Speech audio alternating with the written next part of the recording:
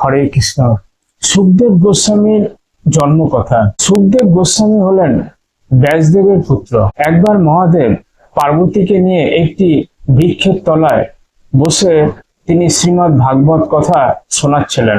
তিনি পার্বতীকে কথা দিয়েছিলেন যে যতক্ষণ তিনি এই ভাগবত শোনাবেন ততক্ষণ অবশ্যই পার্বতীকে জেগে থাকতে হবে।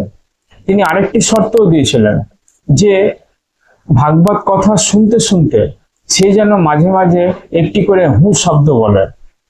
যথারীতি মহাদেব পার্বতীকে সেই ভাগবত কথা শোনাতে লাগলেন এবং পার্বতীও পাল্টা মাঝে মাঝে একটি করে হু শব্দ করতে লাগলেন।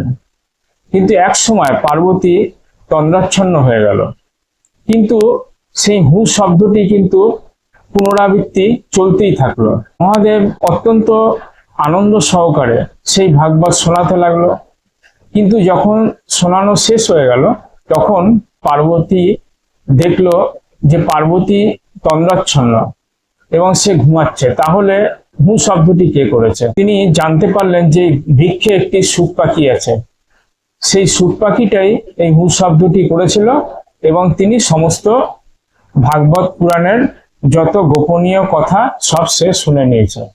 তখন লুকিয়ে শোনার জন্য মহাদেব ওই পাখিটিকে উপরে প্রধান্বিত হলেন এবং পাখিটিকে তাড়া করলেন। পাখিটি উঠতে লাগলো আর মহাদেব পিছু পিছু ধাওয়া করতে লাগলো। এদিকে ব্যাসদেবের স্ত্রীকে ব্যাসদেব ভাগবত কথা শোনাচ্ছিলেন। সেক্ষেত্রেও ব্যাসদেবের স্ত্রী ঘুমিয়ে পড়েছেন, কিন্তু তার মুখটা খোলা ছিল।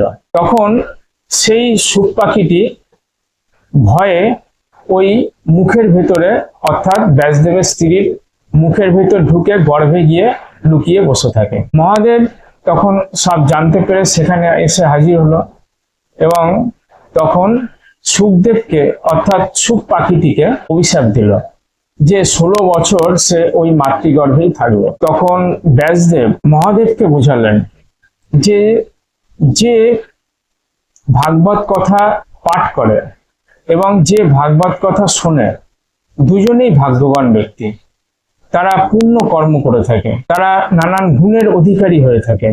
সুতরাং আমাদের ব্যাসদেবের এই কথা শুনে অত্যন্ত আনন্দিত হয়ে সঙ্গে সঙ্গে সে আশীর্বাদ করলেন সুখ পাখিটিকে। তারপর 16 বছর পর সেই সুখ পাখিটি একটি মানব শিশু রূপে সে ব্যাসদেবের স্ত্রী গর্ভ থেকে বেরিয়ে আসলো। হরে কৃষ্ণ।